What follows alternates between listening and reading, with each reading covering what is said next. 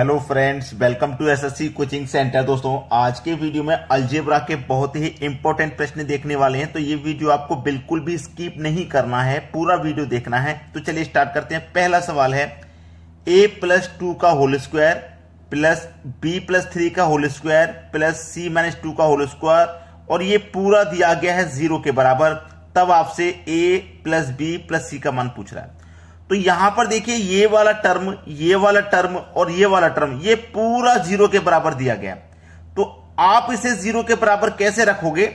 पहले तो ये वाला टर्म 0 के बराबर रखिए, फिर ये वाला टर्म 0 के बराबर रखिए, फिर ये वाला टर्म, ये तीनों टर्म आप 0 के बराबर रखोगे तभी तो ये पूरा 0 के बराबर होगा। तो चलिए a+2 को हम क्या करते हैं, 0 के बराबर रख देते हैं। ठीक है ना, इतना क्लियर है। अब देखना, a+2 को यानी कि ये वाला टर्म हम 0 के बराबर रखेंगे। तो a बराबर ये प्लस का 2 इधर आके माइनस का 2 हो जाएगा। इतना क्लियर हुआ, माइनस का 2 हो जाएगा। ठीक है, चलिए यहां तक बात समझ में आ गई। दूसरा देखिए, ये वाला टर्म 0 के बराबर रखिए। b+3 को मैं 0 के बराबर रखूंगा, तो b बराबर ये प्लस का 3 इधर आके माइनस का 3 हो जाएगा। ठीक है, चलिए c-2 को मैं 0 के बराबर रखूंगा, तो ये c-2 बराबर के इधर आके प्लस का 2 हो जाएगा। तो a का मान है -2, b का मान है -3 और c का मान है 2। अब आपसे पूछा है a plus b plus c का मान। तो चलिए a का मान रखेंगे। a का मान कितना है, -2, तो -2 हो गया। ठीक है, अब देखिए b का मान कितना है, -3। ये प्लस और ये माइनस, तो माइनस प्लस क्या हो जाएगा, माइनस।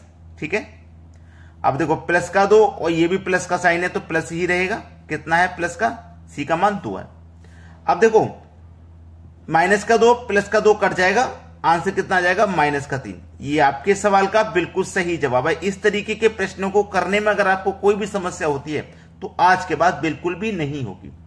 ठीक है, मैंने ये तीनों टर्म 0 के बराबर रखे। भाई ये पूरा मान 0 के बराबर है, तो मैं ये वाला टर्म भी 0 के बराबर रखूंगा, ये वाला भी 0 के बराबर रखूंगा, ये भी 0 के बराबर रखूंगा, तभी तो ये 0 के बराबर होगा पूरा टर्म।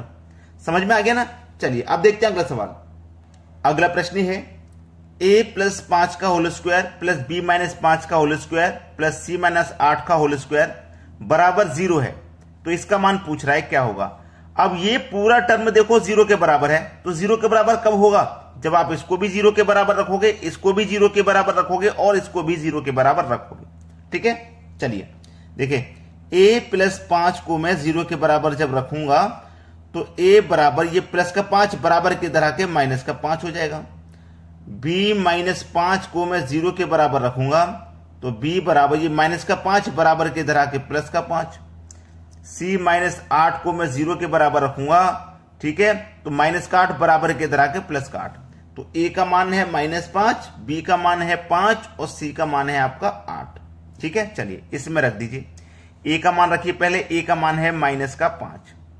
ठीक है, फिर प्लस और यहां भी प्लस, b भी प्लस का है तो प्लस का 5, प्लस का c है, प्लस का c है, कोई चेंज नहीं करना क्योंकि साइन चेंज जब होता है, अगर c ये माइनस में निकल के आता तो प्लस माइनस माइनस में हो जाता, लेकिन ये भी प्लस ये भी प्लस, तो प्लस का ही रहेगा। c आपका 8 है और डिवाइड करना है आपको 2 से। चलिए -5 प्लस का 5 कट जाएगा, तो बचा कि आपके पास 8 के बटे में 2, तो 2 से मैं 8 को कटाऊंगा तो 4 बार में कट जाएगा।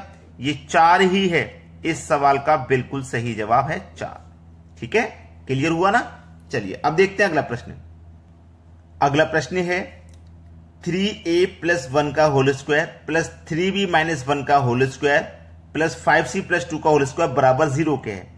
ये पूरा टर्म 0 के बराबर है, तो 0 के बराबर कैसे होगा, जब हम इसको भी 0 के बराबर रखेंगे, इसको भी 0 के बराबर और इसको भी 0 के बराबर रखेंगे। तो रखिए 3a+1 को हम 0 के बराबर रखेंगे। ठीक है, तो चलिए 3a+1 को 0 के बराबर जब हम रखेंगे तो ये 3a बराबर ये प्लस का 1 बराबर के इधर आके माइनस का 1 हो जाएगा। तो a बराबर -1, जो मल्टीप्लाई में संख्या होती है वो इधर आके बटे में आ जाती है, तो 1 के बटे में 3 हो जाएगा। तो a का मान हो गया -1/3। ठीक है, इसको भी 0 के बराबर रखिए, 3b-1 को रखिए 0 के बराबर। तो चलिए 3b बराबर ये माइनस का 1 बराबर के इधर आके प्लस का 1, तो b बराबर 1 और ये मल्टीप्लाई वाली संख्या इधर आके बटे में आ जाती है। ठीक है, तो b का मान हो गया 1/3। इसको भी 0 के बराबर रखिए। 5c प्लस 2 को 0 के बराबर रखना है, तो 5c बराबर प्लस का 2 इधर आके माइनस का 2 हो जाएगा, तो c बराबर माइनस का 2, ये मल्टीप्लाई वाली संख्या है इधर आके बटे में आ जाती है। ठीक है ना, तो c का मान माइनस का 2/5 हो गया। अब इसमें रखना है, तो पहले रखिए a का मान। a का मान है माइनस का 1/3, माइनस का 1/3। b प्लस का है और यहां भी b प्लस का है, तो प्लस का कितना हो गया b 1/3। यहां पे c प्लस, यहां c माइनस, तो प्लस माइनस क्या हो जाता है भैया माइनस, माइनस का 2/5 हो जाएगा। इसको सरल करना है बस। देखो माइनस का 1/3 प्लस का 1/3, तो माइनस का 1/3 प्लस का 1/3 कट जाएगा, बचा क्या माइनस के 2/5, ये बचा। तो जो बचा है वही आपका आंसर है। क्लियर हुआ ना सभी को? आज के बाद ऐसे प्रश्नों में कोई भी समस्या आपको नहीं होने वाली। चलिए अब देखेंगे हम अगला सवाल। अगला सवाल है a² plus b² plus c² बराबर 2 into a minus B minus C minus 3, तो a plus b plus c का मान क्या होगा? देखिए भाई, मैं आपको एक चीज क्लियर कर देना चाहता हूं। यहां पे इस प्रश्न को देखकर बहुत से बच्चे परेशान होंगे कि पता नहीं करना क्या है, a b c का मान तो हमें दिया ही नहीं गया, तो कैसे करेंगे? मैं आपको बताता हूं। ये जो वैल्यू है आपके पास, इसको ध्यान से देखना। ये आपके पास a माइनस बी माइनस सी है। ये कितना a है? ये केवल एक a है। ये कितना b है? ये केवल एक b है। और ये कितना c है? केवल एक c है ना? तो हमें मान मालूम हो गया। a का मान कितना है? 1। ठीक है। b का मान कितना है? b कितना है? एक b है माइनस का, और ये प्लस का, तो माइनस प्लस क्या हो जाएगा? माइनस का 1। ठीक है, क्लियर है ना? अब देखो यहां पे क्या है भैया? माइनस का c और ये प्लस का c, तो प्लस माइनस क्या हो जाएगा भैया? माइनस का 1। ठीक है, तो देखिए प्लस का 1 माइनस का 1 कट जाएगा, बचेगा क्या आपके पास? माइनस का 1। यही हो जाएगा आंसर। माइनस का 1 आपके सवाल का बिल्कुल सही जवाब हो जाएगा। अब देखते हैं अगला सवाल। अगला प्रश्न है a² plus b² plus c² बराबर 2, तो a plus B minus C minus 3, तो a plus B plus C का मान क्या होगा? अभी अभी हम एक प्रश्न बिल्कुल ऐसा ही करके आ रहे हैं, तो यहां हमें करने में कोई समस्या नहीं होगी। हमारे पास ये कितना a है? एक a है, और ये एक b है, और ये एक c है, तो एक एक मान कितना है? 1 प्लस प्लस का b, यहां भी प्लस का b, तो b का मान 1 है। ये माइनस का c, ये प्लस का c, तो प्लस माइनस माइनस का c 1। ठीक है, ये भी सवाल का आंसर हो जाएगा। देखिए -1 प्लस 1 कट जाएगा, केवल 1 बचेगा। आंसर प्लस का 1 आपके सवाल का यहां पे बिल्कुल सही जवाब है। ये बिल्कुल सही जवाब है, आंसर आपको मिल गया। चलिए अब देखते हैं अगला सवाल। अगला प्रश्न है, ये प्रश्न दोस्तों रीजनिंग से लिया गया है और बहुत ही इंपॉर्टेंट प्रश्न था, इसलिए मैं यहां पे इसको लेकर के आया। ठीक है, तो चलिए यहां पे 1 से 2.1 हो गया, 1 से बढ़कर के 2.1 हो गया। अगर मैं प्लस करता हूं तो मुझे यह मालूम हो जाएगा कि 1.1 इसमें जोड़ा गया। 1 में 1.1 जोड़ेंगे तो 2.1 हो जाएगा। अब 2.1 से देखो 3.7 हो रहा है। 2.1 में मैं कितना जोड़ूंगा? 1.6 जोड़ूंगा, तो ये 3.7 हो जाएगा। अब 3.7 से 5.9 हो गया, तो 3.7 में मैं 2.2 जोड़ूंगा तो 5.9 हो जाएगा।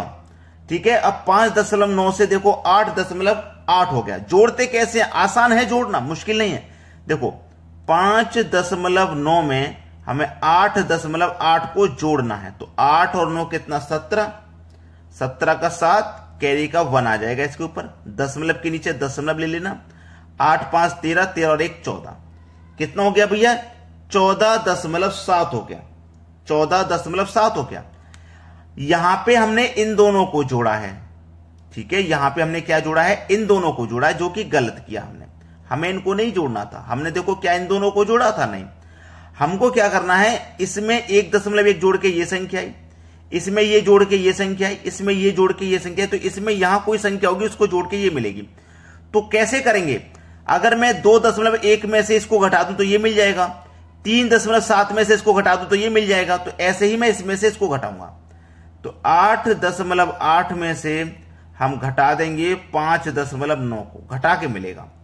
8 में से 9 जाएगा नहीं, तो इधर से हम कैरी ले लेंगे तो 18 हो जाएगा। 18 में से 9 जाएगा तो 9 बचेगा। दशमलव के नीचे दशमलव, इधर 7 बचा, 7 में से 5 गया 2, तो 2.9। यहां कितना जोड़ेंगे हम? 2.9। अब 2.9, 5.9 में हम जोड़ेंगे 2.9 तो 8.8 हो जाएगा। अब यहां कितना जोड़ेंगे? यहां कितना जोड़ेंगे? चलिए, अब ये फर्स्ट डिफरेंस हो गया। सेकंड डिफरेंस करके देख लो। 1.1 से 1.6 हो गया, यानी कि 0.5 बढ़ गया। 1.6 से 2.2 हो गया, यानी कि 0.6 बढ़ गया। 2.2 से 2.9 हो गया, यानी कि 0.7 बढ़ गया। तो अब यहां पे 0.8 नहीं बढ़ जाएगा भाई? इसमें ये जोड़ा इतना, इसमें ये जोड़ा इतना, इसमें ये जोड़ा इतना, तो इसमें ये जोड़ेंगे तो ये संख्या मिल जाएगी। तो 2.9 में 0.8 जोड़ेंगे तो ये 3.7 हो जाएगा। तो 8.8 में 3.7 जोड़ेंगे तो ये संख्या मिलेगी। चलिए अब जोड़ना है, 8.8 में 3.7 को जोड़ना है। ठीक है, 8 7 15 का 5, कैरी का 1 हो जाएगा। दशमलव के नीचे दशमलव, कैरी का 1 ही हो गया। 8 और 3 11, 11 और 1 12, 12.5। यहां जो संख्या आएगी वो होगी 12.5। सी ऑप्शन प्रश्न का बिल्कुल सही जवाब है। अगर आपने अभी तक लाइक नहीं किया वीडियो को तो लाइक जरूर कर दीजिएगा। ठीक है दोस्तों, धन्यवाद।